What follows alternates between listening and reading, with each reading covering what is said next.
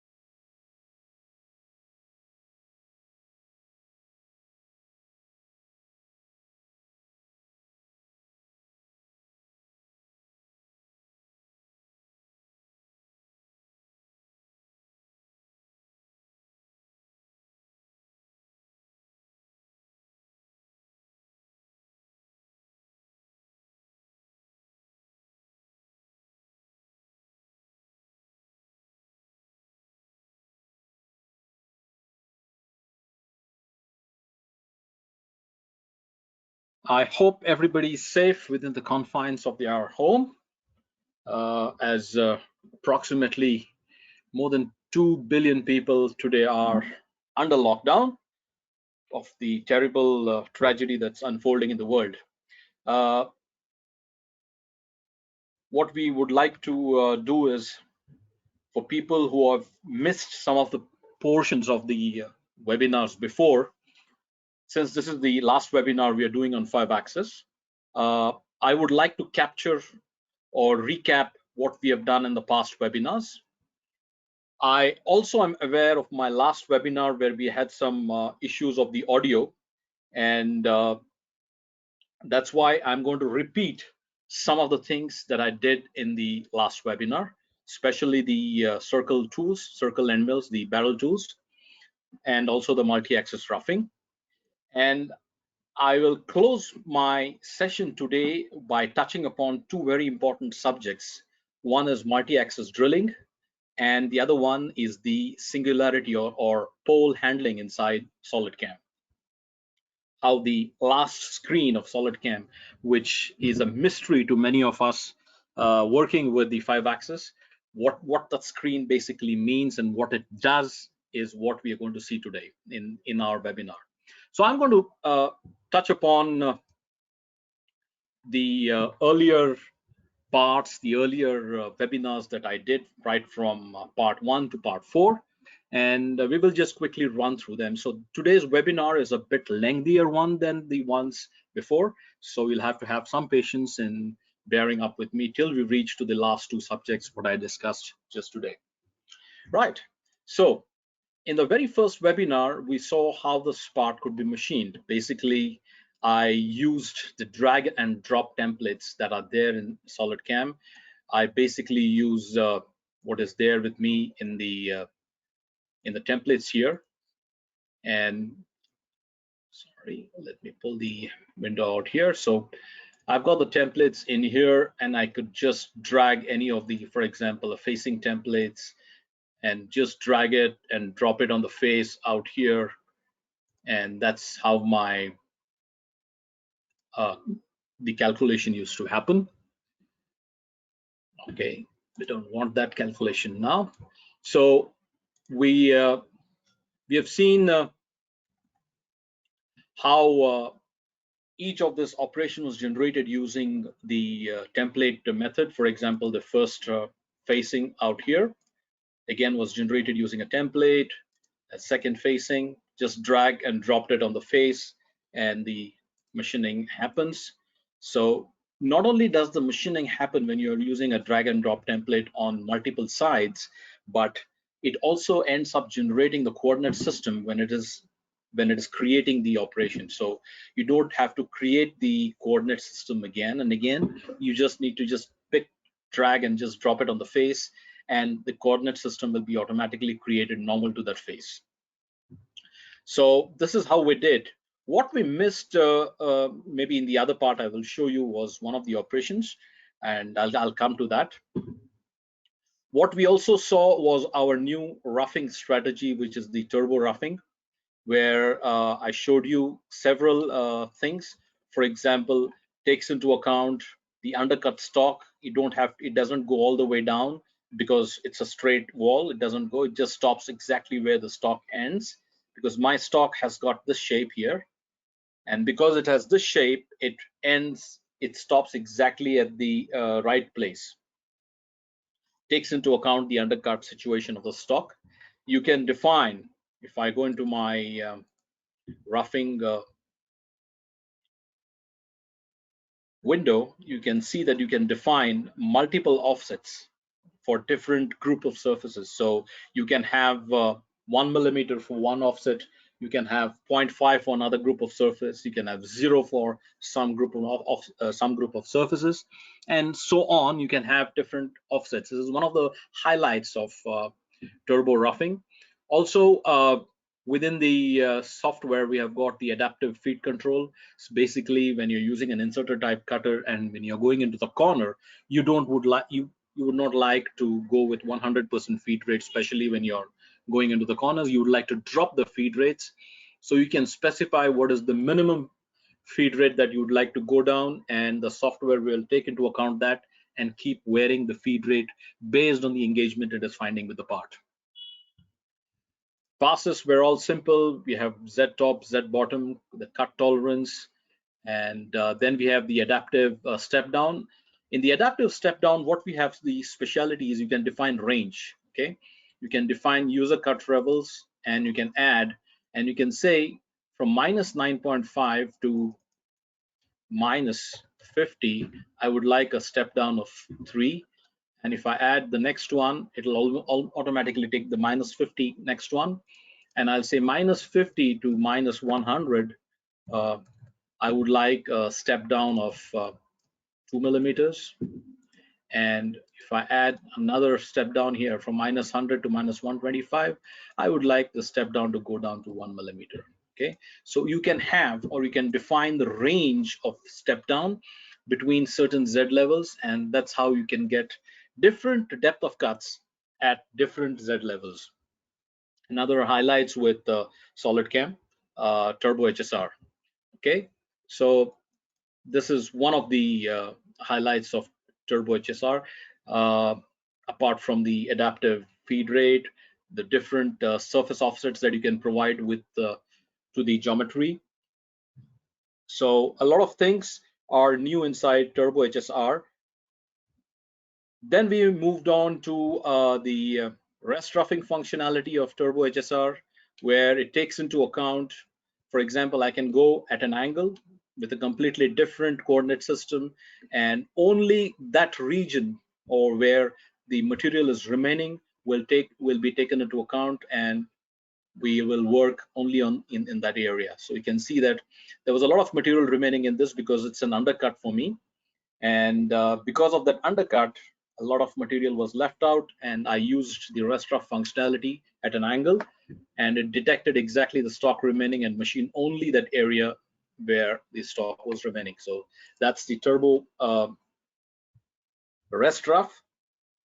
Then we moved on to the 5-axis operations. Again, we used the drag and drop template where I generated the swarfing operation to machine this particular face here. Okay, so I said instead of one cuts, provide multiple amount of cuts. So this entire surface was machined, and also the bottom. This is a 5-axis operation that we have created, and you can see that I used a ramping method because there's a lot of material remaining on the pocket. We did not do any kind of semi-finishing. Being a soft material like aluminum, we directly went for finishing it. So I used a simple trick inside the 5-axis operation where entry can be changed from a simple tangential entry to a helical entry. Okay, so you just need to define the angle and the height of the helix, and it will create a helix which mimics the helical entry in 3-axis. Similarly, I used the generic 5-axis here to machine the side of the pocket. So if I show you the simulation simply on a HostCAD method, HostCAD type, you can see that it's just machining the side wall completely in 5-axis. Even in 5-axis operations, I can define zones. I can define zones where I need to define or reduce my feed rate or increase my feed rate. Okay, these are called as feed zones. For example, I can edit this operation, go to the tool, and in the feed control zone, I can apply the minimum and maximum feed rates based on the areas that what we are working with, and the feed rates will automatically change when it goes into that particular area. Right. Once that was done, we moved again into our sidewall finishing, basically using the same generic 5-axis. Okay, these are all simple templates that I've stored, and multiple cuts. What are the side faces that I selected? These are the 3 side faces that I selected. I used a ball nose tool in this case and just created 3 passes. Based on these 3 passes, the wall was completely machined. Right. We also did some other work, and that was using the barrel tool or the oval form tool. We machined the internal surface here. Okay, so if I run the simulation, this is how it's going to look like. I'm going to touch the barrel tool again today on those 2 exercises that I showed, so that you know exactly what we can handle, what kind of tools we handle, how we handle the tilt and stuff like that. So I'm going to touch upon those areas again. So you can see that we are using the large radius of the oval form tool. The advantage here with the barrel tool is that using a large radius, you can actually have a bigger step down and yet achieve the same scallop that you would achieve with a very fine step down using a ball nose tool. So number one, the main advantages is that your surface quality is much better than what you would get with a ball nose tool. Number two, your time to machine that particular surface comes down dramatically because you're going with a step down that is either 3 to 4 times more than what you would generally take with a ball nose end mill. And that's all because of the large radius that it has got on the side. So we use the large radius to cut the surface. All right. We also have seen another very important thing in this part, and that would what we call as the common direction. What is a common direction basically? A common direction is pretty simple. We actually generate the toolpath in 5-axis, and we have provided some surfaces here. For example, this 3 surfaces were provided as our check surfaces. And the moment these 3 surfaces are provided as check surfaces and we touch upon this button here, I have to show you in the toolpath. If I go into the tool axis control, under advanced, you have got the maintain tool common direction, tool axis common direction. So the moment I select this, what SolidCAM will try and do is it will try and find the best possible position in which it can lock the axis, the rotary axis basically, the swivel and the rotary, and machine that surface in just plain 3-axis. Okay, so if you now look, it was basically a 5-axis operation, but if I run the simulation, you will see that it's a simple 3-axis operation. Okay, Let's go again here and run the simulation. You can see that it's a simple 3-axis toolpath. It has found the best possible orientation, locked the swivel and the rotary, and just running it simply in 3-axis. You can use this wonderful technology for most of your machining where it is possible. Just lock it and machine in 3-axis. The advantage here is that when you go into 3-axis machining, it's very robust, much more robust than going in 5-axis. So you are actually locking it and using only the 3-axis. So it will give you, number one, a much better surface quality. You can still use the small tool, the small length of the tool, and machine those areas which are not basically possible in 3-axis. Okay, so it will just lock and machine it. And the toolpath quality is also pretty good. You can look at the quality of the toolpath.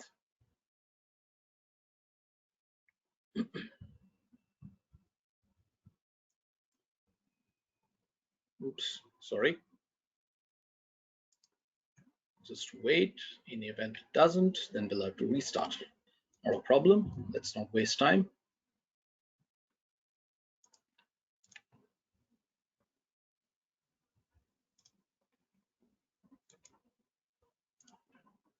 Right. We'll now move on to the second part that, or the second part of the webinar that we did, the part 2 webinar, which was another very interesting part that we took.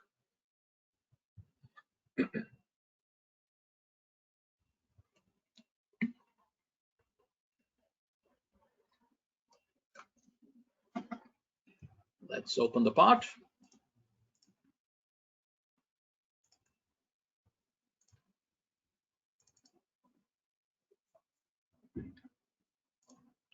It was basically a closed impeller, a part that looks relatively easy, but it's very, very difficult to compute as far as the toolpath calculations go or toolpath generations go.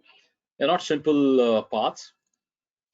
So what we also saw here was a completely different approach for tilting.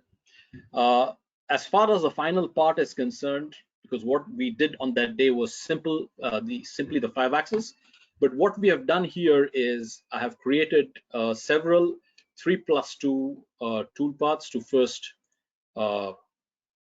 remove or scoop out the maximum material, and then we used the Sim 5-axis, the generic 5-axis engine, to finish the part.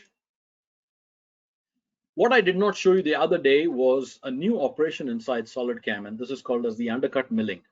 It simply uses the entire surfaces that is there as the input geometry, basically converts it into a mesh, and then uses either a lollipop tool or a slot mill to machine simply in constant Z, even those areas that are not possible in the regular constant Z machining.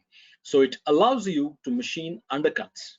For example, if you look at this surface here, the surface here on this side, this portion is completely an undercut. So here, this portion is completely an undercut. So if I edit this part, okay, and if I go to evaluate and go into the draft angle analysis and select this, you can see that this area here is an undercut. Okay, so it's having a nice angle here. Even if it starts from top, it has an angle of almost minus 13 degrees. So it's a pretty deep undercut that we have. So what the 3-axis constant undercut milling does is basically generates constant Z machining, taking into account the cutting part and also the shank and holder. Okay, it takes into account, and it can machine as much as possible. In fact, a very good idea to do this was to use a slotted mill, and actually you could have gone all the way down as much as possible on this side and then machine the other side, but that's for a different day. We only were more concerned to finish up to this portion or slightly below that, and that's why I use the 3-axis undercut. It's simple. The operation is very, very simple. All it asks you is the target, how much is the offset that we'd like to keep, what is the tool, and here we can use the simple lollipop cutters. Okay, so we have the lollipop tool here. So we use the lollipop tool. It's asking me from the levels, basically the constraint boundaries, if I have to specify, passes, basically the Z top and Z bottom, the step down, the method you would like to cut, one way or zigzag, and that's it. Once that is defined, it just generates this pretty nice looking toolpath, which is completely taking into account the undercuts of the surfaces, and it will machine only those things that are possible with the current geometry of the tool, including the cutting area and the shank.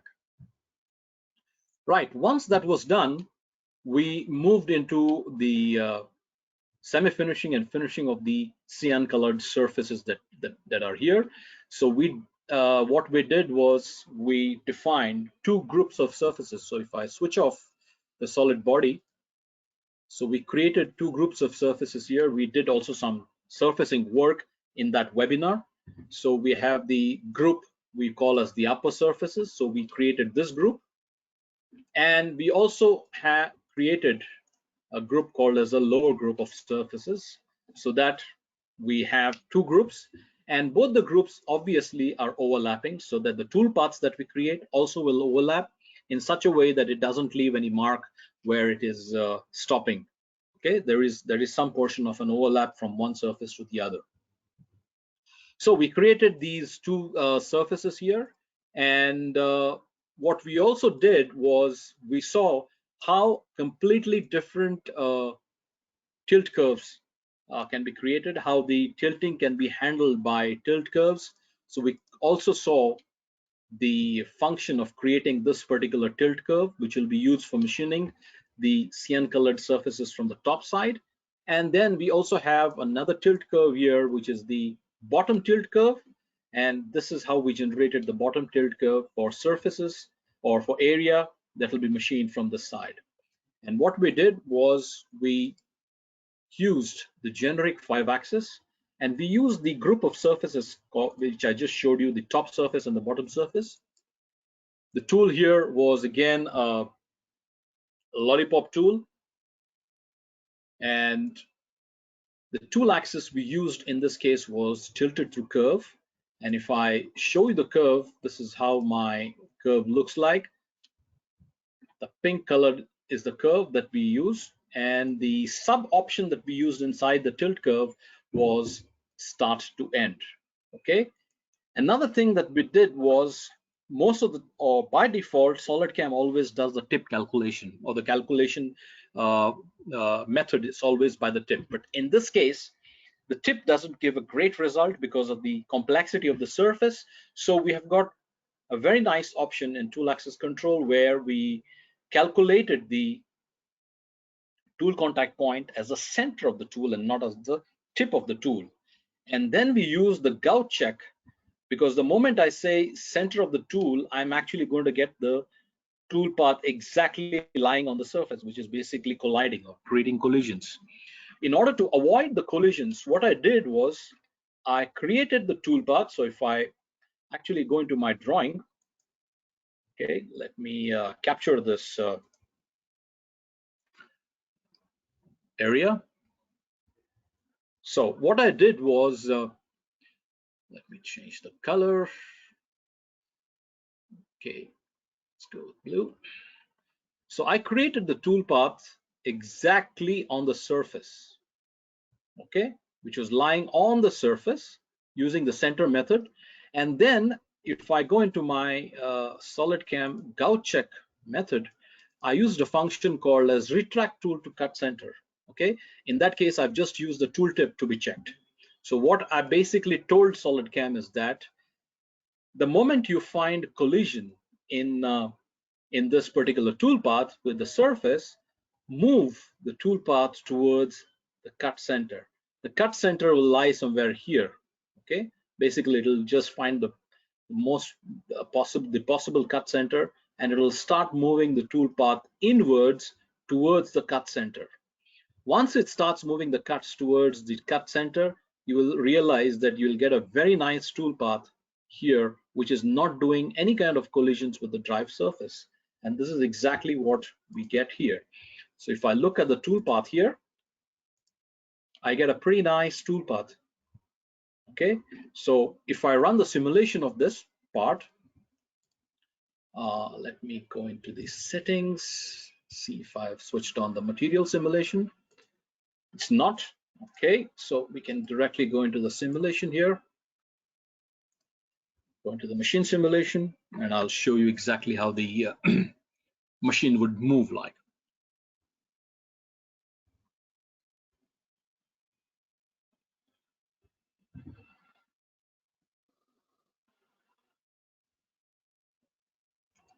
Okay, so that's my tool, my part, the fixture, everything is mounted on the machine, including my toolpath.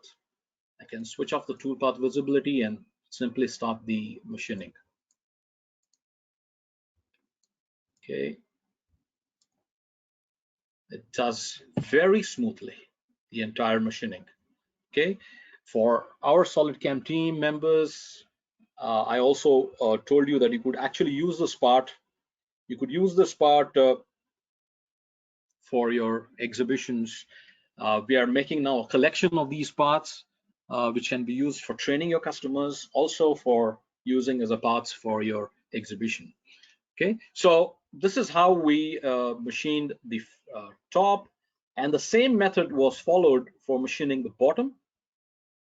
Okay, again, I did not come out of my machine simulation. I can just track the operations from my operation manager, and I can immediately start the simulation. So this is how we machined from the other side. In the collision check, we used a function called as automatic collision, automatic tilting when it finds a collision, so that I don't have to specify what exactly it has to do when it finds a collision. So it will automatically tilt the tool. It will either apply a tilt or a lead lag angle to stay away from colliding or creating collisions with the drive surface. Okay, so this part is completely finished. It's already there on the web for people who would like to download this finished part. And in the same method, we also did the finishing of the tube. We called it tube here. We also did the finishing using a 12mm lollipop tool. This is from the top side, and this is from the side. Okay, and then I created another small toolpath, which is called as an overlap, with a slightly different tool. Basically, the length of the tool was different along with the angle of the shank, and we created this overlap between the two toolpaths just in case some portion still remains unmachined. So we saw a completely different approach here, completely different tilting mechanisms used, different gout check mechanisms that we used here. And to continue further, what I showed you was another part. In this case, it was the auto tilt in gout check, especially when you have to machine. For example, you have to machine the surface. Now, it's not easy to machine the surface because when you look from top, the surface is already hidden by several other surfaces from the side. So here, we use the principle of auto tilt. So what we did here was I machined it as if we are going to go 100% normal to the surface, but in the gout check, I used the tilt tool, and the strategy used was automatic. And how's my toolpath looking like if I run the simulation? This is how it looks like. The software will take into account all the surfaces that have been given for collision, and it will take into account that we need to avoid collisions with the surfaces, and it will tilt the tool accordingly. In some places, it is applying a combination of tilting and lead lag angle. Okay, so it generates a completely different kind of a motion there, and this is the auto tilt inside the gout check. So it's a pretty useful function, especially for very tricky situations like the part that I showed you before and the part here. All right, Moving forward, I also touched upon another very important subject that we have here, and this is the toolpath conversion from 3-axis to 5-axis. So you have a simple 3-axis HSM toolpath, and why we needed that was we were using small tools, and if you look at the height that's there here, for example, if I take from that as the topmost point, and if I go here, you can see that approximately the height was 70 millimeters, and we had to use very small tools. So it was not possible for the small tool to have such a long height. So we use short tools, and we generate a 5-axis motion out of a 3-axis toolpath. And how does it behave? It's simple. As long as there is no collision between the tool or the holder, basically the holder, as long as there's no collision between the holder and the part, it's running like a 3-axis operation. The moment it finds a collision with the holder and the part surface, the part surface is tilted, or the part is tilted to avoid collision against the holder. So if I show you the converted tool path, this is how my converted tool path looks like. It's a simple 3-axis constant Z operation. So if I run this simulation, and if I go into my machine simulation,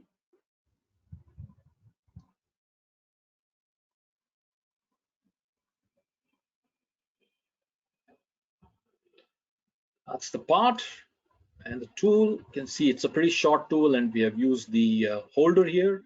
Let's run very fast, and because it's now simple 3-axis operation, like I told you that if there is no collision, then it starts with the 3-axis tool. The moment there is a collision, you will see that it will start rotating the part and tilting the part.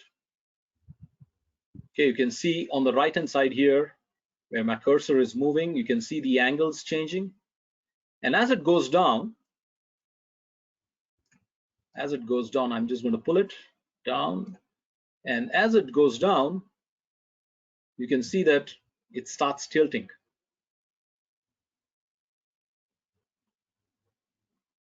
So it's a pretty automatic operation. There's nothing that you need to define here. You just have to tell that that's my previous operation, and please convert this operation into a collision-free 5-axis operation, and SolidCAM will automatically convert it from 3-axis to 5-axis without you having to break any sweat. Now this is the same operation even if you would like to apply it for an operation like rest machining. So all these areas, for example, in this area, it's very clear that my tool cannot reach. So here it's tilting the tool completely. So if I show you here in the HostCAD simulation itself,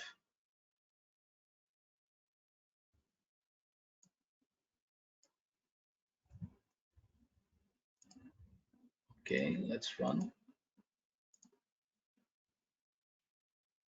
Let's go down into it. Okay, you can see that here it's avoiding the collision by tilting the tool. So if I reduce the speed further, this is how it's avoiding the collision. You can see that the holder and the part are quite far away and the tool is being tilted.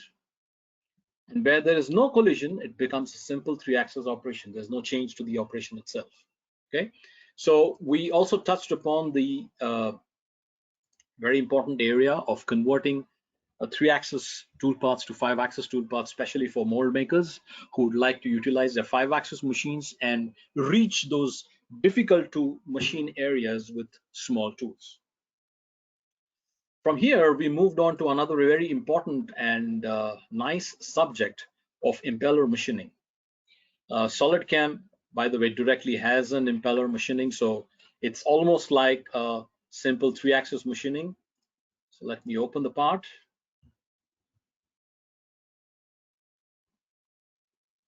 Okay, so we have the part here. It's a complex impeller. It's not a simple impeller. You can see that.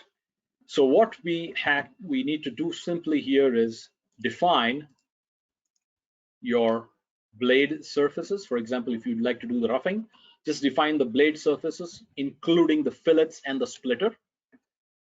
Define your hub surface, You don't need to define everything. You just need to define one piece of the hub.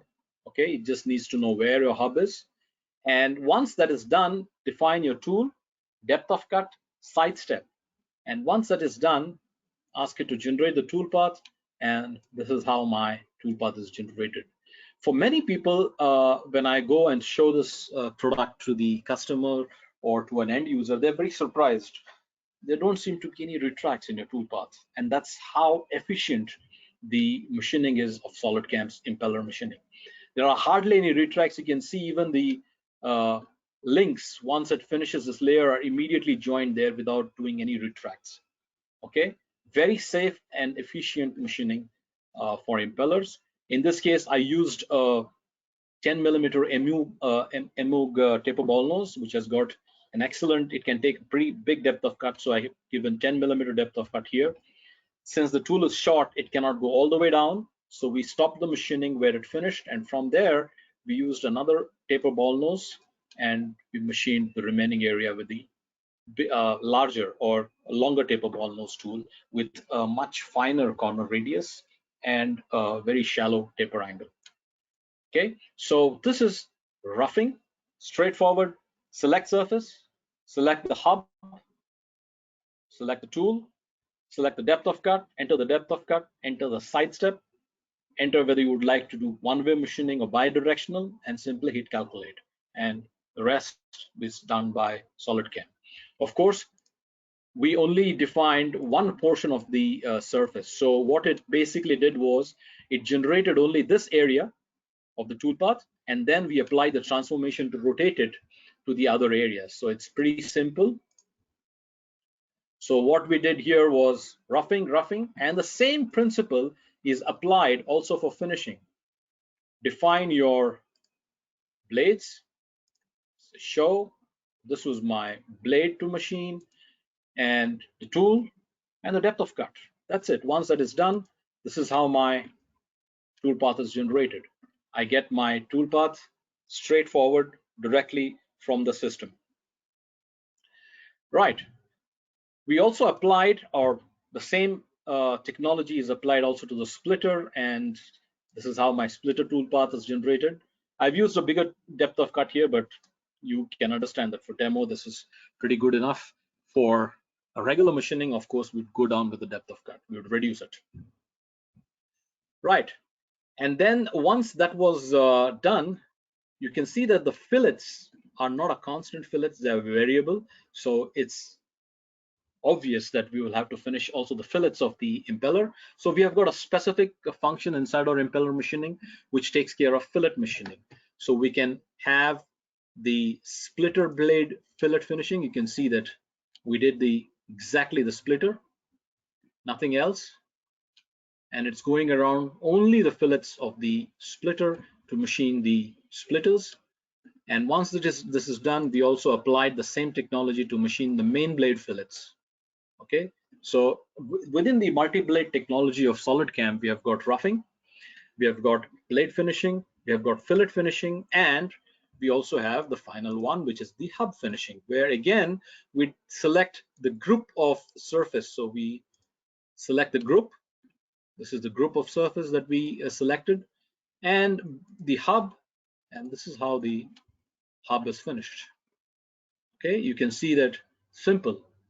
Group of surface, the hub surface to be defined, tool, the side step, that's it.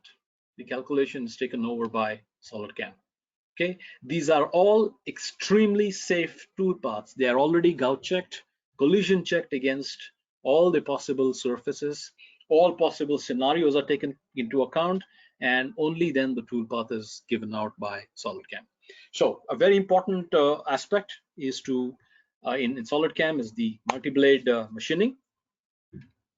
Right. Once that was done, we moved on also to our another area, which is another very important area here, and that was the tube machining or port machining. Okay, so SolidCAM has got an excellent application-based strategy to machine tubes and engine ports. For example, a port as complex as this one. So I'll just take a section Okay, so we have got a tube here with a bump, a kind of a bump surface in between with a fillet all around, and we can directly machine using either a ball nose tool or a lollipop cutter. We can directly machine by defining the surface. So all you need to define is the surface that constitutes the tube. And what SolidCAM will do is it will try to machine as much as possible. Again, let me go to my paint so I can explain to you much more clearly.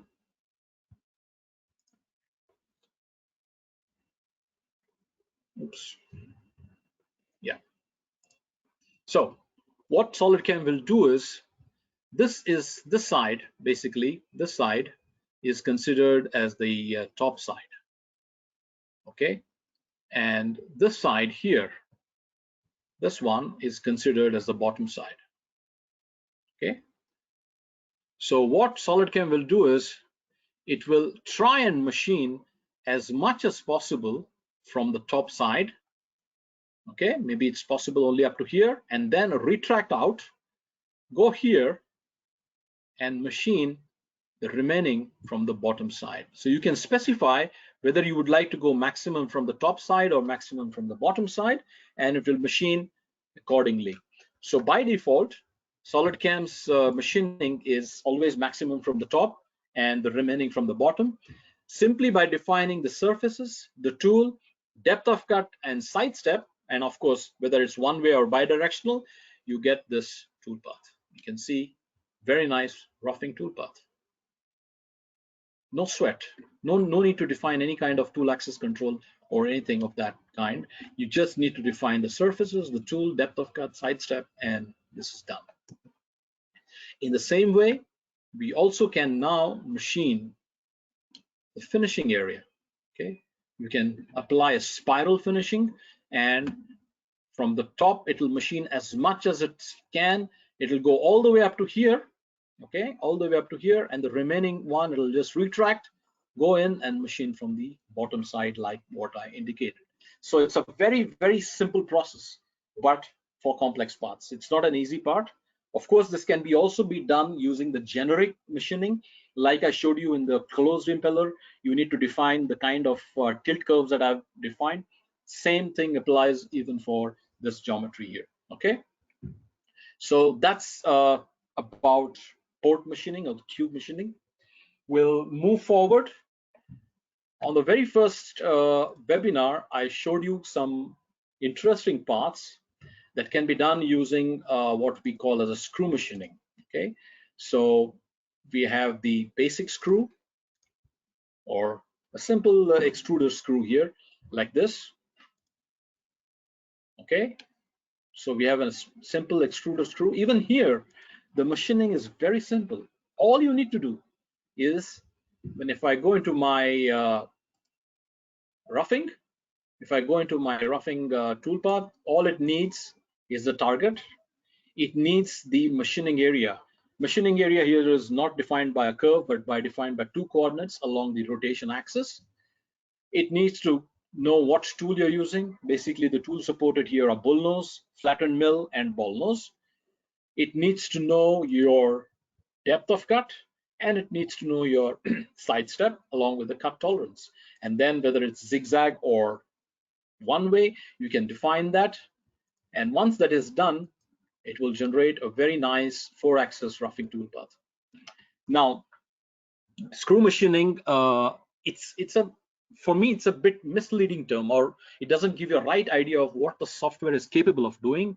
So what I've done is, apart from this parts here, for example, this was the roughing, then we use the multi-axis constant step over here to do the finishing. You can see how neat the toolpath is. Okay, we have used the multi-axis constant step over here, and we also again multi-axis constant step over for this side, and multi-axis constant step over for the floor. You can look how we machined also the floor. Okay, using the parallel to curve strategy, and whatever was remaining here, okay, this area here, we did with the overlap finishing. Again, this was using the multi-axis constant step over. So we applied a simple method here of machining it, and this was done. But like I said, screw machining, the term is a bit misleading because it only tells the user that only screws can be done. But no, any part that is rotating around X or Y axis, which is a 4-axis operation, any part can be done using 4-axis screw machining. So to firm up that idea, I'll show you another part that was done. We did a simple, or not simple, I would say, a fairly complex, a fairly complex turbine blade. And the roughing of this was done using the screw machining principle. Okay, so I have this part, I have a stock, so I have my starting stock. Okay, not a weighted, sorry, the starting stock. So my stock was a rhomboid block. That's my starting stock. Based on the starting stock and the geometry that I defined, it generated a very nice roughing toolpath. Okay, so if I run the simulation here and go into my solid verify, you can see very quickly how it does the machining. In fact, as we speak, we have done a lot of improvements to this process here, so that the jumps that you see here are no longer appearing in the newer version of SolidCAM. A lot of things were worked out. You can see that you could just simply use any part that needs roughing, and you could use the screw machining to machine with screw machining and rough out that part using either a bull nose, a flattened mill, or a ball nose tool. Okay, let's quickly run the simulation. You can see the shape taking over. And this is completely a 4-axis operation. Okay, so it's not a 3-axis or a 3+1 operation. This is a 4-axis operation, and it takes into account the stock, takes into account the part, the tool geometry, and then just roughs out the part. All right, I'm now going to touch upon the subjects that you could not hear last time, and that is about the barrel tools. So I'll open a part.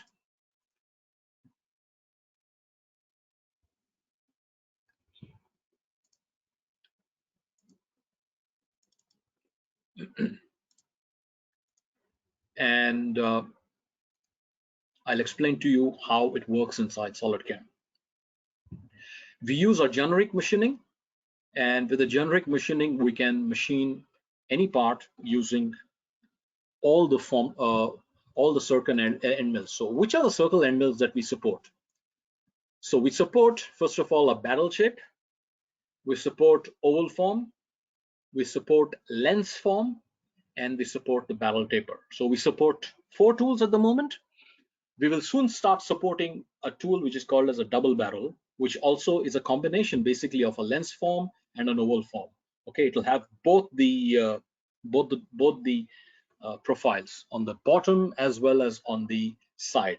So we support these tools, and you can use these tools to generate toolpaths on any surfaces that you like. Okay, for example, I would like to generate toolpath on the surface. Now, why do I need to use barrel tools? Okay, so let's open the tool first of all, and let me show the tool. Not this one, sorry. This is the barrel tool. This is the oval form tool. Okay, so this is my tool here. Let me zoom so that I can explain exactly how we work. Okay, so I will capture this.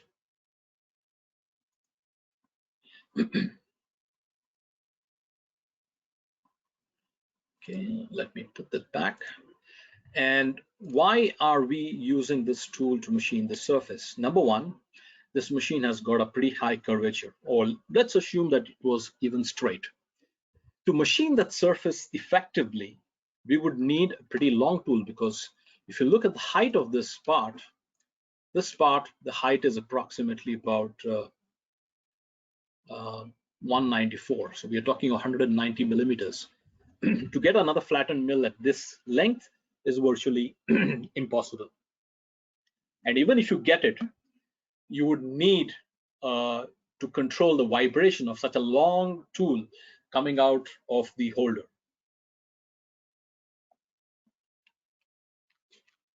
So that would be an enormous task for the machinist.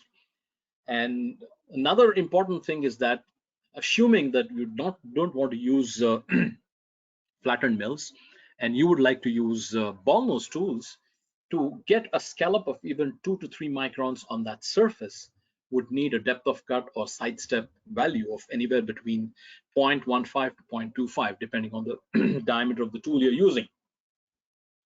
So that would mean a lot of time spent in machining. And this is where the barrel tools or circle end mills come into play. All of these tools have got pretty large radius on the side, barrel end mills, oval form, or even taper.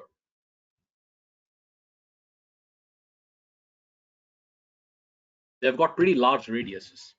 And we use these large radiuses to cut the surface. Now, the advantage with the large radius is that you can take the advantage of the large radius, take a very high step over, and yet achieve a very minimum amount of scallop on the surface. Okay, so what do we have inside SolidCAM group of tools when we use a barrel end mill? The most important thing here is the tool axis control. In the tool axis control, the moment you select either a ball nose tool or a barrel tool, circle end mills, you get a new tilt type, which is called as a contact point tilting. And in the contact point tilting, you have got the contact point definition, which takes into account the barrel section. So what I've said, I've defined two values here, 60 and 20. Let me go to my picture here and I will explain to you what I mean. The barrel section for me starts from this point here and it ends at this point here.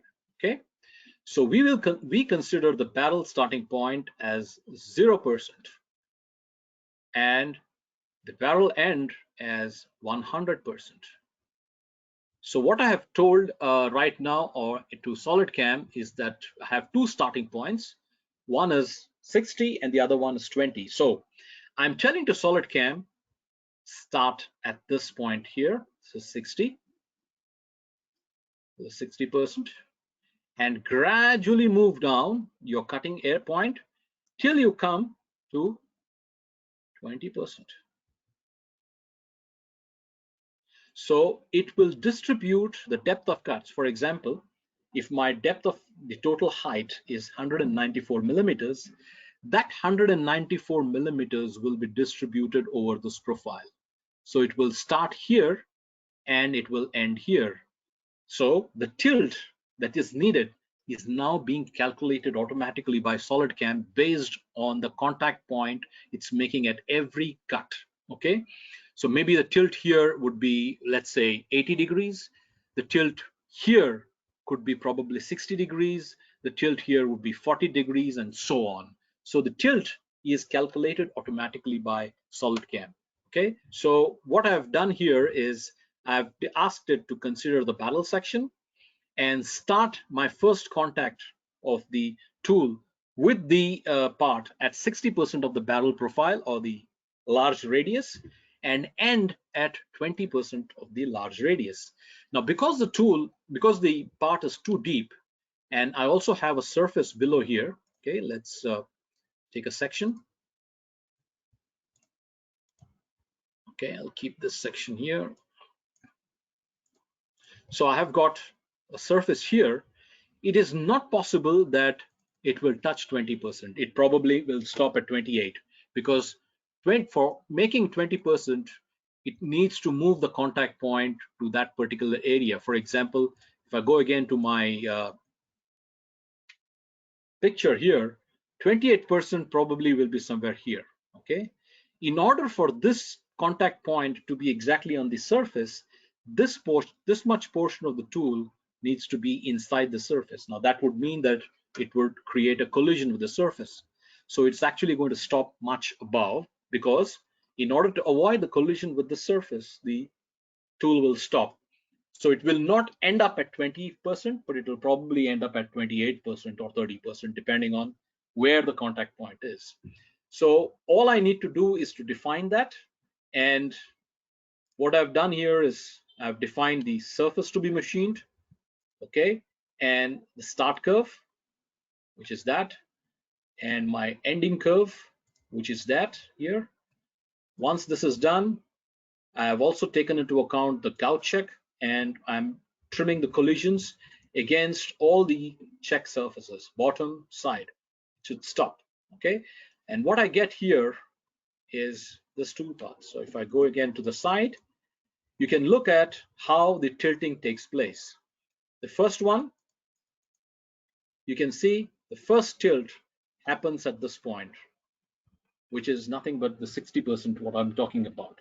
So the first cut happens there, because what you're seeing right now in the toolpath is the tooltip representation, but the contact point is somewhere up there. So at 60%, that's where it starts the contact point. And as it moves down, now this tilt angle is automatically calculated based on the tilting point or the contact point it has generated. And as it moves down, okay, let's do that.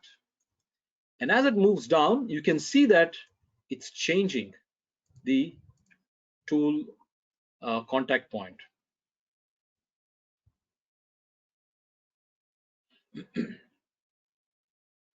So if I again go back to my picture, it will first start taking the first cut somewhere here. The second cut will be below that, and so on. And as it reaches down, my last cut would be probably somewhere here. This would be about, let's say, 28%. It won't reach all the way to 20%, but it will stop somewhere up there itself. Okay, so the tilt will be calculated automatically by, sorry, we have again some problem. Let's reload back. Now this was a much easier part. Okay, simple single surface. What we are now going to see is a slightly more complex scenario, a more real life scenario of handling of the barrel tool or the circle end mills.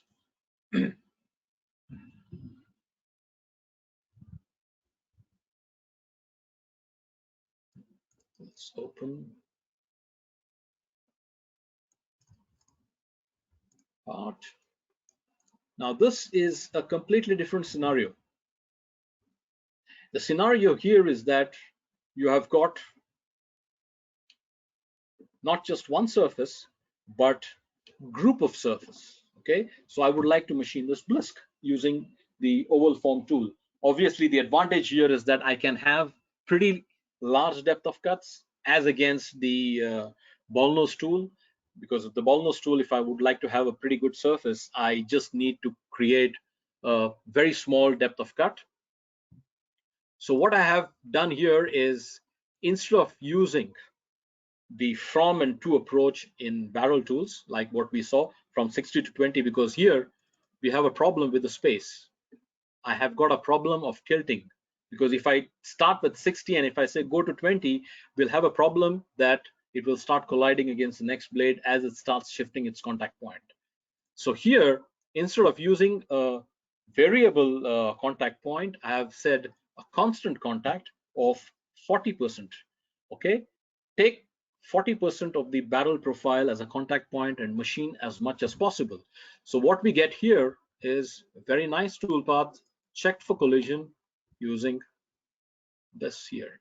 So if I run the simulation here in HostCAD itself, this is how it will look like.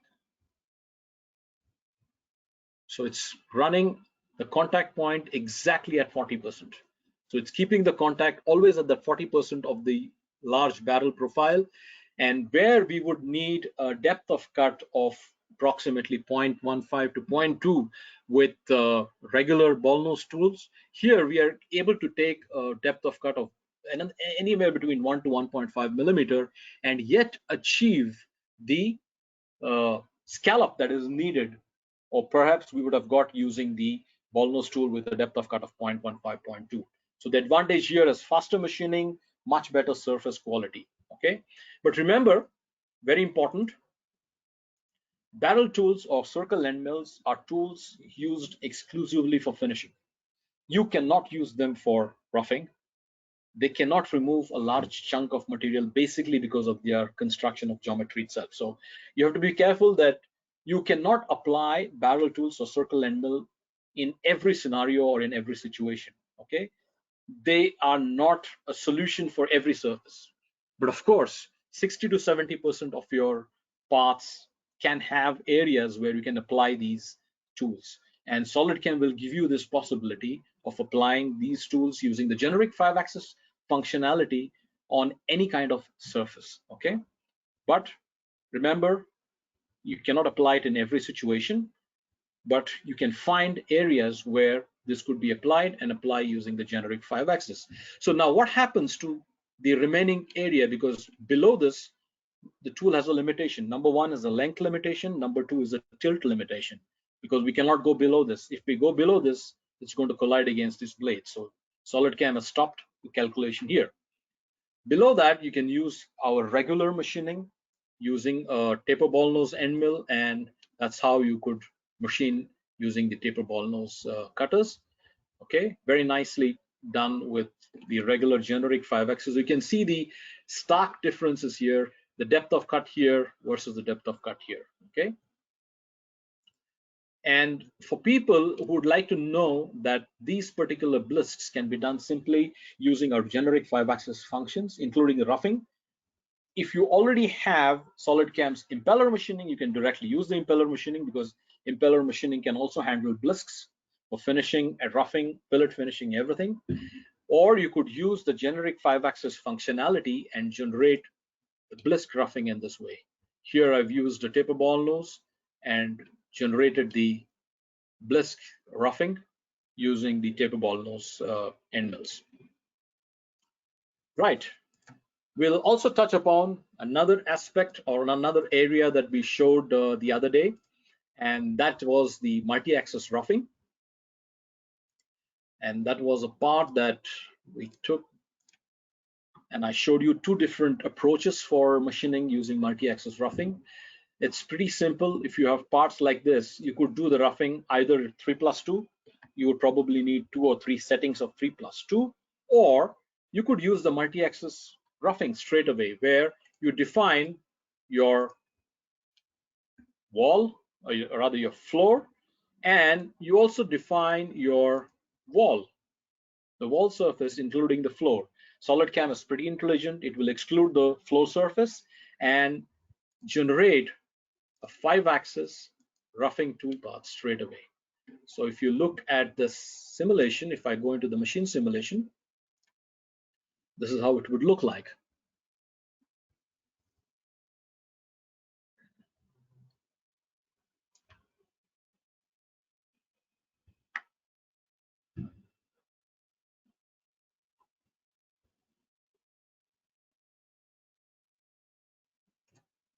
Okay, that's the part that's loaded on the machine. I've got my tool, and we start the roughing. That's the helical entry.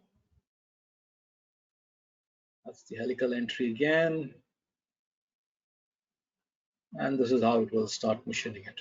You can see it's completely 5-axis. You can use ball nose tools, you can use bull nose tools, you can use flattened mills, you can use taper ball nose, you can use lollipop, you can use any kind of tool that you would like, and you can do the roughing and also the finishing of the walls and the floor using this method. Okay, this was one of the method. The other method, what we call is the adaptive method, and let me use that method and show you how we work with the method here. Let's say I have got this area here and I would like to use a flattened mill, bull nose solid carbide end mill, and I go full depth. Okay, I'll ramp, and it uses the adaptive method. And this is how the roughing works. Full depth of cut, use the full flute length and machine this part. Full 5-axis. Okay, very useful tool for machining areas similar to this. Okay, you can have different geometries also, but one of the geometries that you could do is the one that you're seeing on the screen right now. and looks very nice, very impressive, and it's very efficient also. Rather than running 3 or 4 different 3+2 toolpaths, you can just create it one using the multi-axis constant step, the multi-axis roughing, and machine the part totally. Right. Let's move forward. So these were the 2 areas that we touched upon last time. I'm going to move ahead with another important subject, and that's the multi-axis drilling. Let me open a part.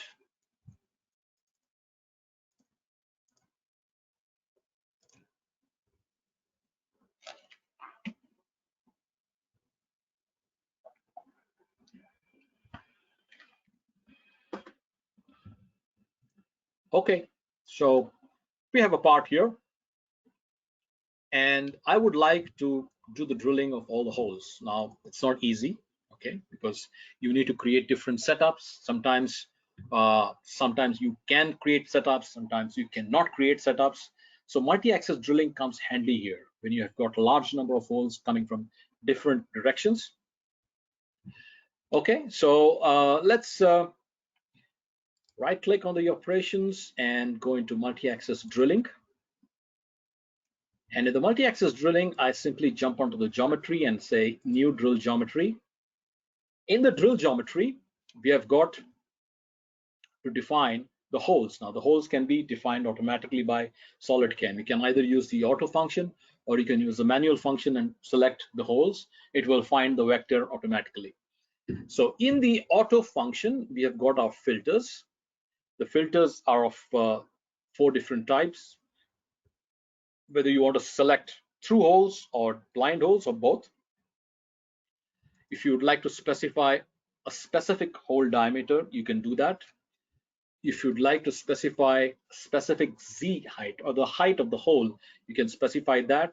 Or if you have a color, because in many times in aerospace parts, they are defined by different colors. So you can specify a color of hole that you'd like to do the drilling. Okay. In this case, what I'm going to do is I'm going to use the hole diameter here and say, go from diameter 8 to diameter 12. Find all the holes. Okay. So I'll say OK, and I'll click on Find Holes. And within a click of a button, you can see that it generated all the holes that possibly lie between diameter 8 and diameter 12. You can see this diameter was not diameter 12 or 8. It's less than that, so it's wrong. It's not picked it up. Okay. Let's zoom here. We have got, because this is a complex scenario here. There's an intersection of 3 holes, so it has also picked one of the holes, which is not right. It's probably, I think it's the last group here. Yeah. No, that's not. Yeah, that's group number 11. Okay. So I will just remove the group number 11 from the hole. I don't want that. You can also select, for example, you can pick a hole and it'll highlight which group it belongs to. Okay. That's it. You can even reverse the vector in case sometimes the vector gets reversed because the part is an imported geometry, and in IGS sometimes you can have reversed normals. You can even reverse the vectors of the holes. So I will okay, let me pick hole and show you. So these are the holes that it has selected. Now it's doing a very random picking. You can also go and change the sequence, but what we will do now is run to the next level of selecting the tool. I'm going to use an 8mm drill here. Apply, and now this has got just, let's say, 35mm, and I've got a holder here attached to it. Some holes are pretty deep, okay, but I do not want to use this particular tool to machine 2 deep holes. So 35mm, I'll go to the levels. You can see the clearance is set to automatic. We will change this. We will go with a spear. In the spear, I'll say start with 250 radius. I don't want to measure it. I can do that. I can measure it and I can apply the exact one. And I'll say minus 225. Sorry. minus 225 is my center. Depth of the safety distance is approximately 10 millimeters.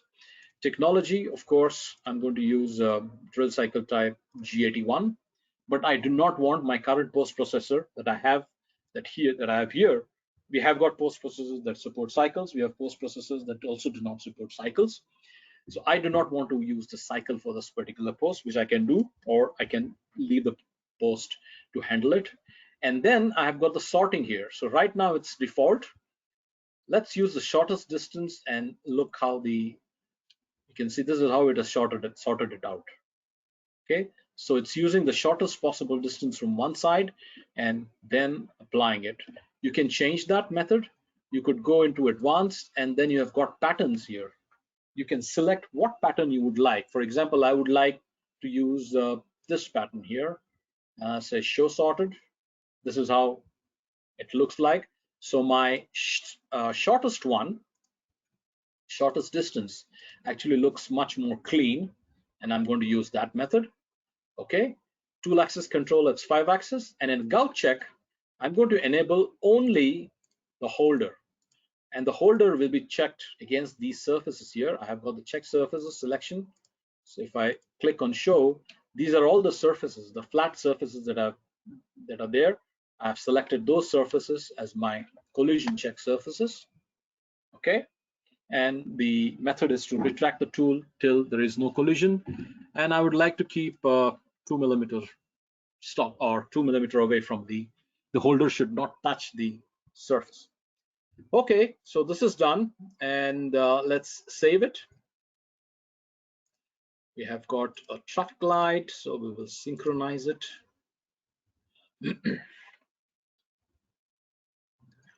So it's just re-recognizing everything.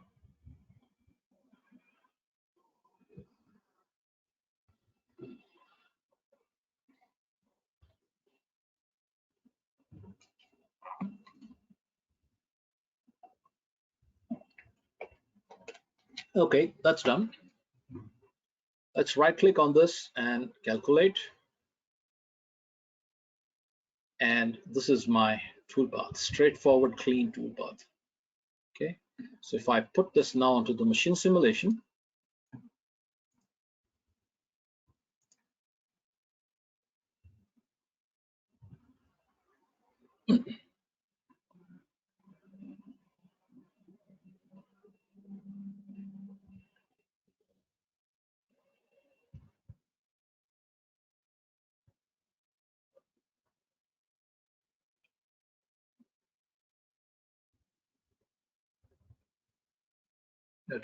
bear with me for 10 seconds for it to load.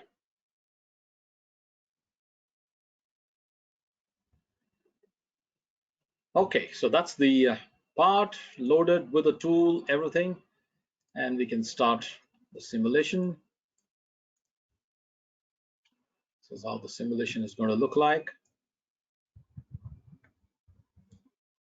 No collision. It's exactly doing what I've asked it to do. Tilted, and that's how it's going to machine it. The shortest path kicks in.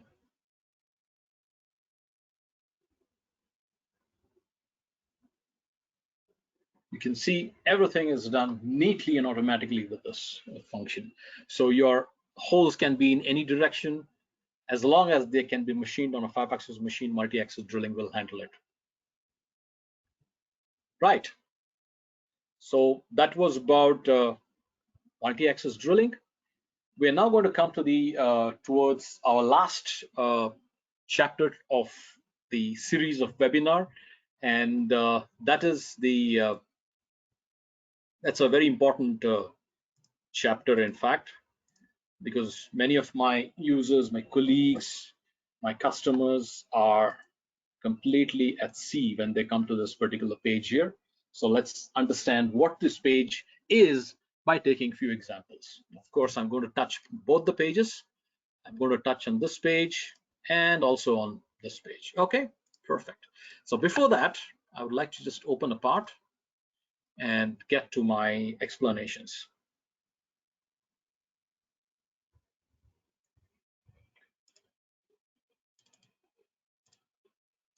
going to open this part and I will get to the explanation. Okay, so just bear with me with this part. And I'm going to open a presentation and let's look at the presentation. So we have two subjects that we're going to look at, and that is the angle pairs and pole handling. Okay. In SolidCAM, in those last two tabs of SolidCAM 5-axis, you have got regular and advanced, and under regular you have got the angle pairs, and in the advanced you have got the pole handling. So in a 5-axis world of simulation, as well as for the real machine, provided your machine can do it, any point on the toolpath can generally be accessed in two ways. This is because of the vector, the tool axis orientation can be mapped as two different angle pairs. Okay, for example, let's look at this solution here. I have got the part that you just saw on the screen. That particular part has got a toolpath and it can be machined using the first angle pair, wherein my tilt happens on the negative side or positive side. Okay, let's say this is the positive side and this is the negative. So the tilt here happens on the positive side. Also, the same point can be approached by rotating the C by 180 degrees and going on the negative side. So these are the two pairs of angles that are possible in any 5-axis CNC machine. Okay. Now, depending again on your limits, sometimes the point in a theoretical world can be approached using two different solutions, but in a practical world can only be approached using one solution. But we still have two angle pairs here, the first angle pair and the second angle pair. And then you have got a very small tip mark there called minimum angle change. Now, it's just not a simple checkbox, it's a very powerful checkbox. The minimum angle change parameter will force SolidCAM to select the angle pair, which will not create a large angle change from the previous toolpath. Okay, I will explain this to you. Okay, I hope there's nothing else. Yeah. Okay, so let's right now understand that the minimum angle change will force SolidCAM to select the angle pair that will not create a very large change of angle from the previous toolpath. Let's go to the next one. And then you have got another one called as a provide first rotation angle and provide second rotation angle. User can set this preferred angle for the first and second solution.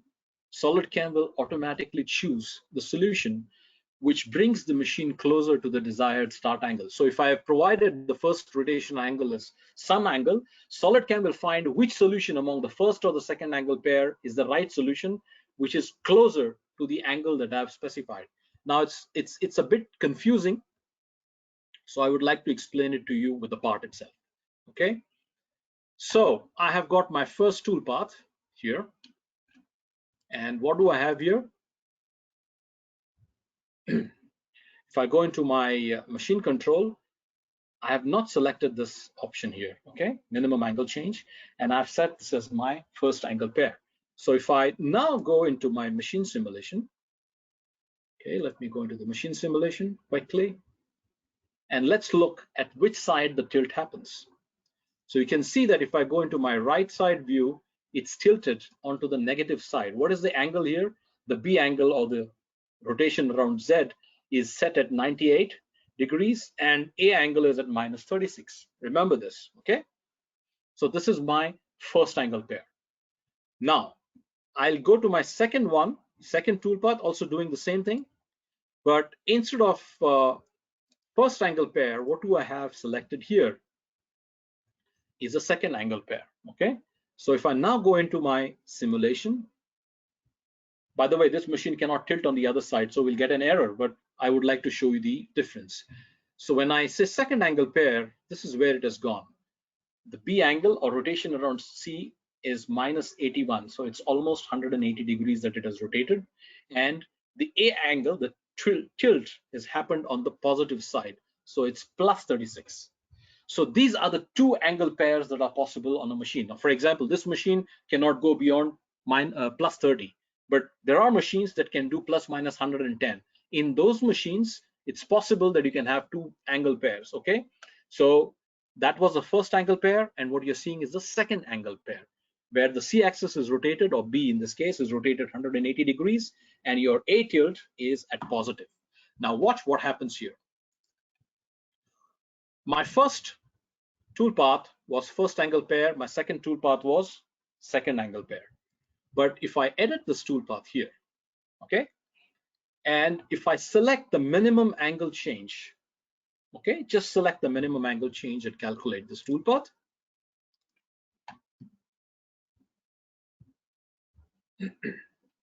And if I go into my simulation,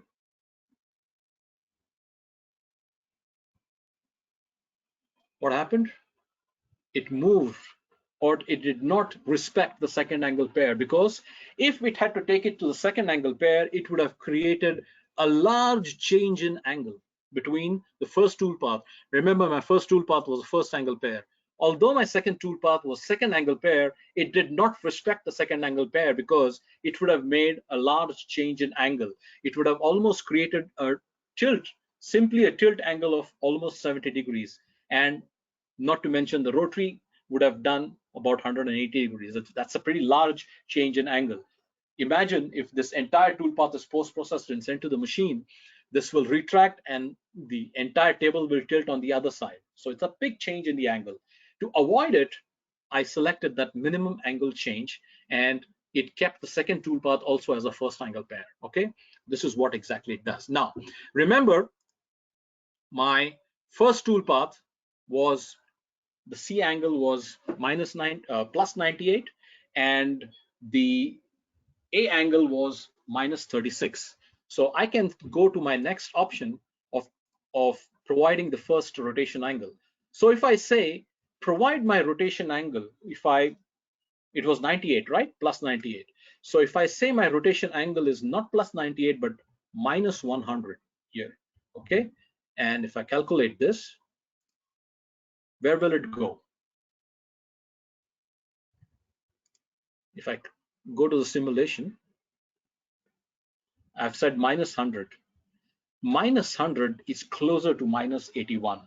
So it will tilt the tool to, or it will use the second angle pair. But if I had put the same angle there, as instead of minus 100, if I had put plus 100, it would have taken the first angle pair, because plus 100 is closer to 98. Okay, so that's the whole idea of providing the first angle rotation or the second angle rotation. Right. There is another small tick here, is the machine limits. I think that's pretty clear what the machine limits does. Basically, machine limits will ensure that it will keep the machining within the limits of the machine. Now, if I say limit all, and if I put at second angle pair, okay, so if I again go back to my part, so if I go here and if I say choose between solutions, second angle pair, and I don't use the minimum angle change, but I say limit, put the limit, and if I run the calculation here, it knows that this machine cannot do plus 30. Okay, so let's see what it does now.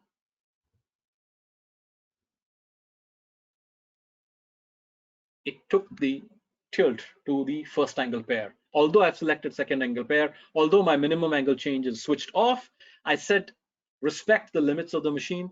So the moment I do that, it takes it into the first angle pair. It automatically goes into the possible angles that's possible on that particular machine for that particular toolpath, right? So that's about the limits.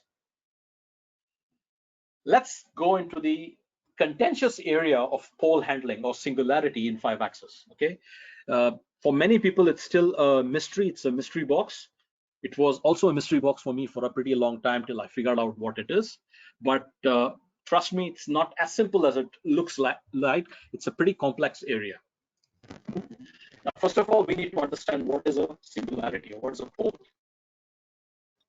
Singularity or a pole is a situation when the rotary axis vector is parallel to the tool axis.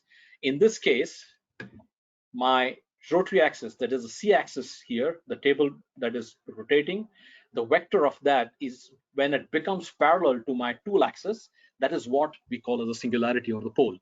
The moment it comes into a singularity situation, anything is possible, because then you get a lot of solutions. The machine can behave, or the software can behave, or it can get too many solutions. So you need to restrict on what the software can do and what the software cannot do when it comes into the situation of singularity.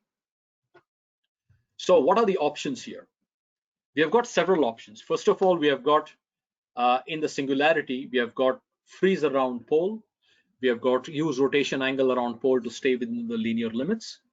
Then we have linear interpolation of the rotation angle, smooth interpolation of the rotation angle, and force stable rotation. So these are the 5 options that we have to handle pole, or the pole situation, or the singularity situation. The first one, SolidCAM will convert the rotation axis into linear axis and machine the part like 3-axis. Okay. So if you select freeze around pole, the moment in 5-axis it comes to a situation where your C-axis or rotation axis is parallel to the tool-axis vector, it will behave exactly like this. You can watch this video. It will just machine it exactly like 3-axis. Okay, although it was a 5-axis toolpath, but because it has come into a singularity situation, it will machine it like a 3-axis part.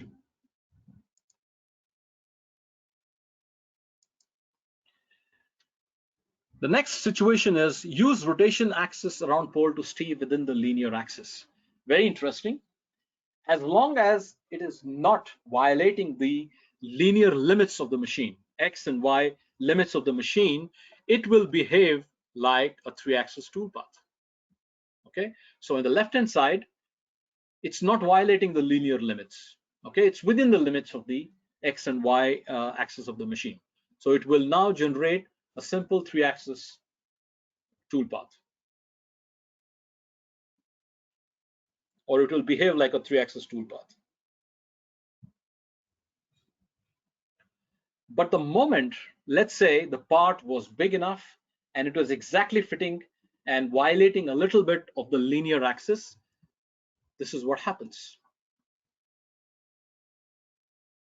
The moment it violates the linear axis, it will keep the tool stationary and it will rotate the part around it. Okay, so you can now understand what the singularity is, or a pole is. So you can get so many situations. Let's move ahead.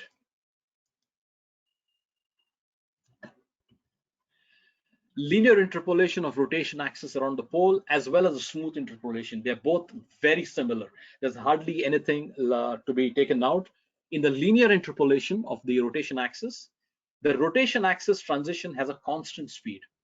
That means it just knows that it needs to move from point A to point B, and it'll just use point A to point B as a feed rate, and it'll move as if it's going in a linear axis or constant speed. But when it's doing a smooth interpolation, sorry, yeah, this is a linear.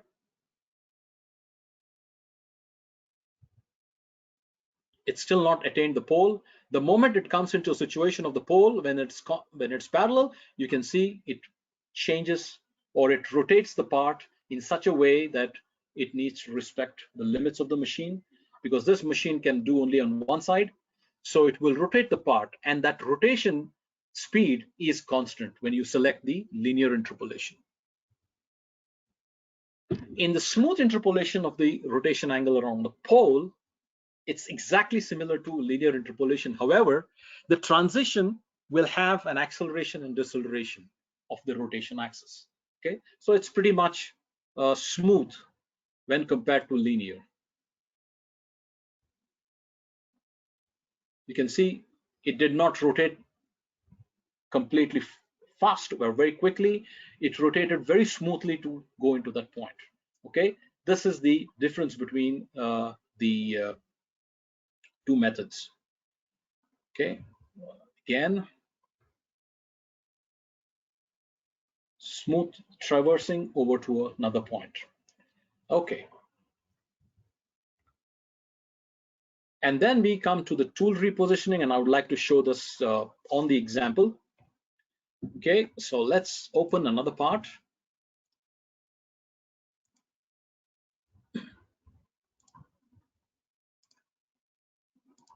Let's open. Do I have it here? Let's open it from the directory. The Singularity.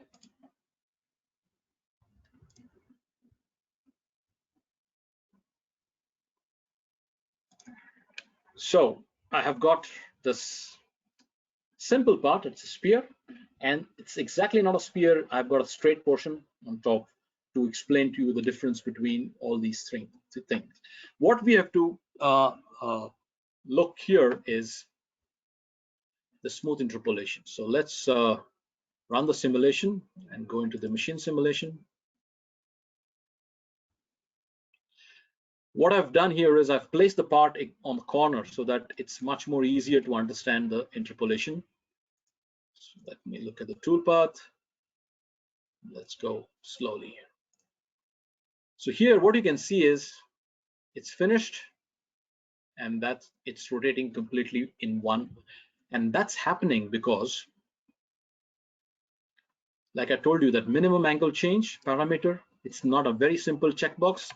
It's slightly complex checkbox. If I go into my machine control, if I select this option, this is what it will handle. Okay, so if I go into the linear interpolation now, and if I run the simulation, okay,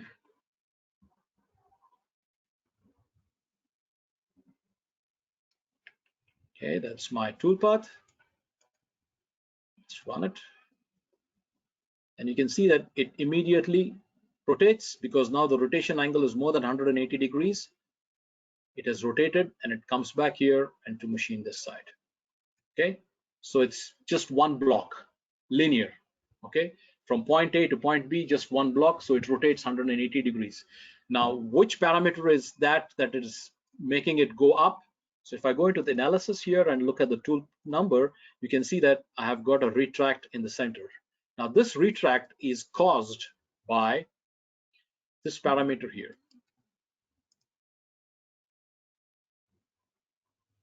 The retract is caused by this parameter here, the angle change.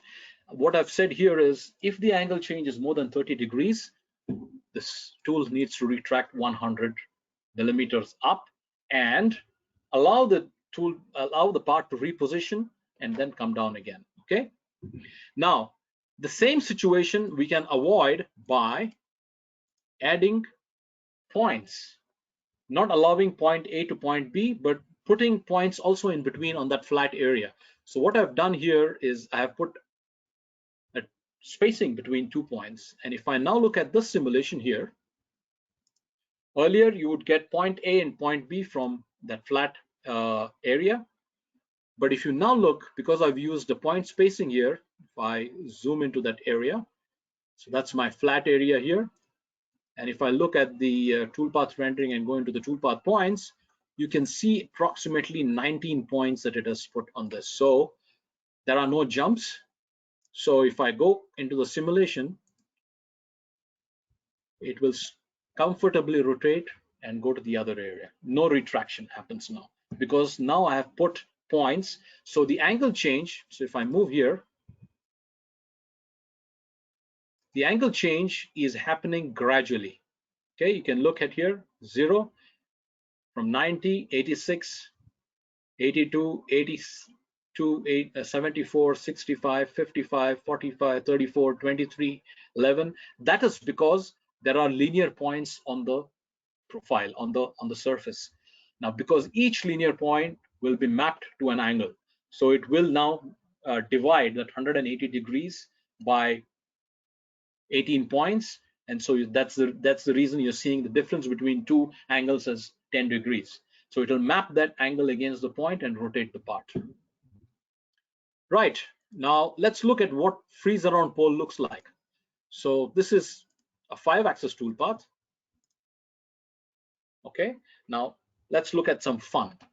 I've used tool axis control as 90, so it's going to be this, the flank of the tool is going to cut.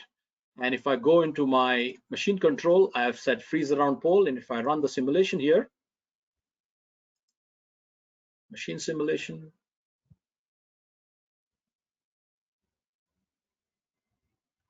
so I've got tool, and you'll see it's simply going to do a simple 3-axis movement. That's it.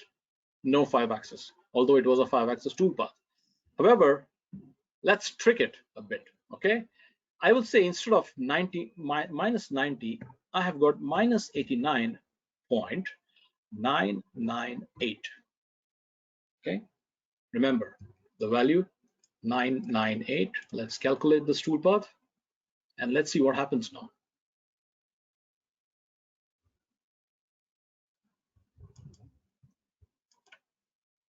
Okay, let's run the simulation. Go to machine simulation.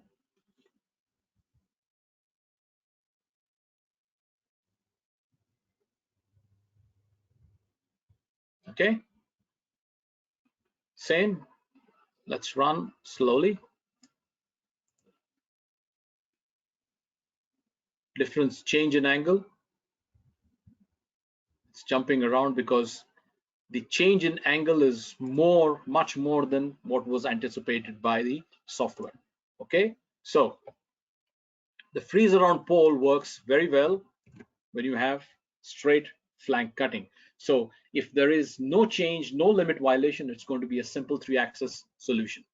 So let's save, calculate this, let's come out, and then we go into retracts. So I'm going to run the simulation. It's a simple 5-axis toolpath. I'll go to the machine simulation now.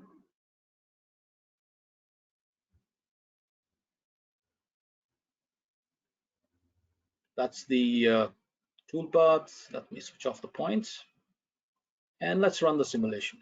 Simple 5-axis toolpath, and you can see it's continuously wrapping around till it reaches the end.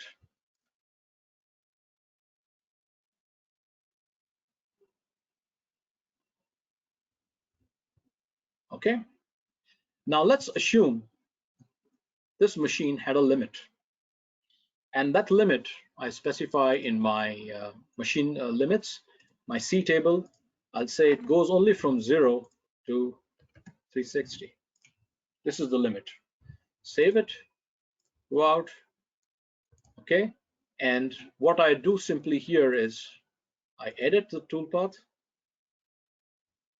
and in my machine control, okay, I've got this angle 30 degree, and my retract distance is 100. It's just basically the same toolpath. Okay, and the angle value between two angles is 10 degrees. So change in angle is not more than 10 degrees. If I run the simulation now, remember I've put the limits there from 0 to 360.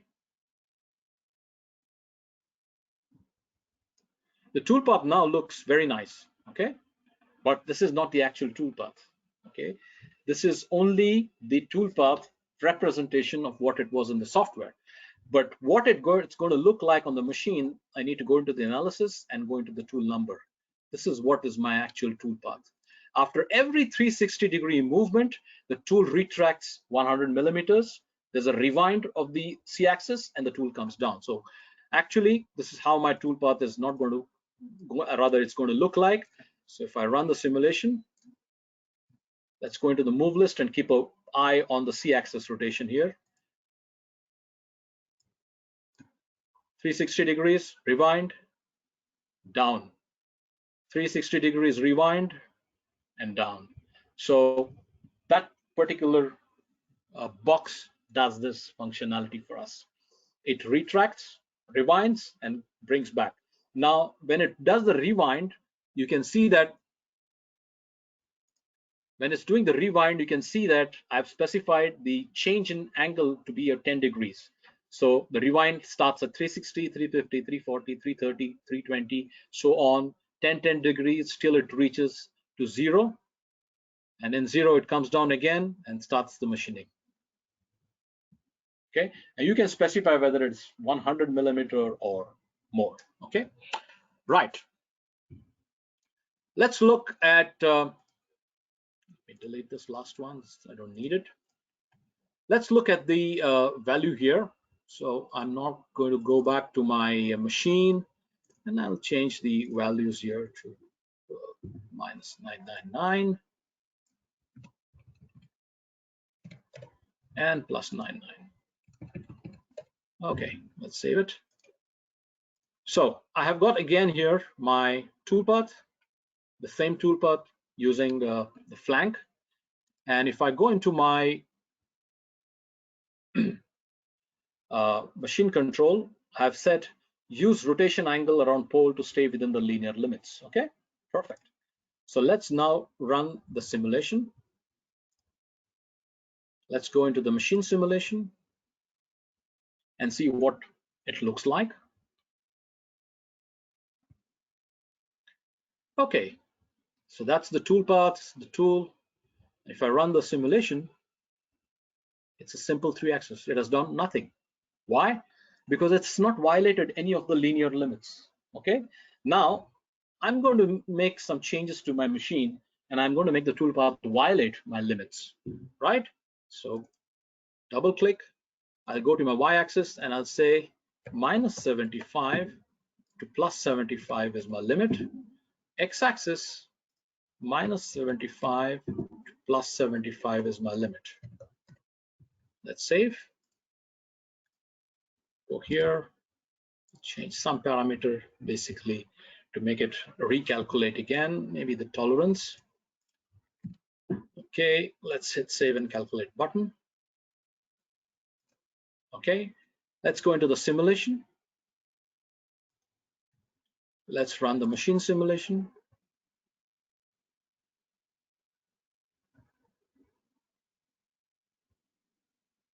Okay, let's see now what happens, because now it has violated the limits.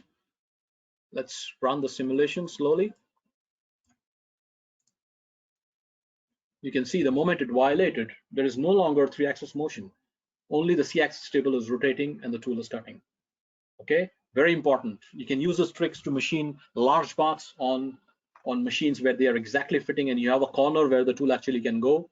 Okay, it will just go into that, it will dip into that area and machine it without violating your limits. Okay, so you can use the singularity to your advantage rather than your disadvantage. You can use the singularity to your advantage and machine the parts the way you would like to machine them. Right, so I've touched upon totally 11 topics today. Some things that were done in the last webinars also I've touched. Some things that were not done in the last webinars also I've touched upon. A slightly lengthy webinar today, about 1 hour 45 minutes roughly. We are done for the session. If there are questions, I'll be more than glad to answer your questions. I believe there are some questions.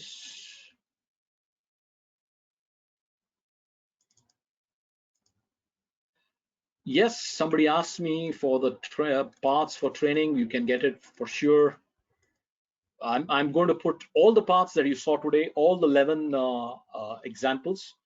There'll be more, in fact, not 11. There'll be at least 13, 14 examples that we have. You're going to get all those examples on the web. It'll be there as a part of the recording, and you will enjoy it. If there are questions, you can always reach me. You know where to reach me, or either on Skype or on my email, amod.onkar@solidcam.com. You can reach me on the email address, and I'll be more than happy to answer your questions. If you have got parts that you're stuck with, please send me those parts. I'll be more than happy to address those parts. Remember, we are stuck at our homes for the next 3 weeks, so this is the best time to send me the parts, and I'll be more than glad to help you around. If there are no more questions, I would like to really thank you very much for attending this webinar, and I only hope and pray that you stay safe, Stay inside your homes, and this too shall pass. Thank you very much for attending this webinar. See you. Bye-bye.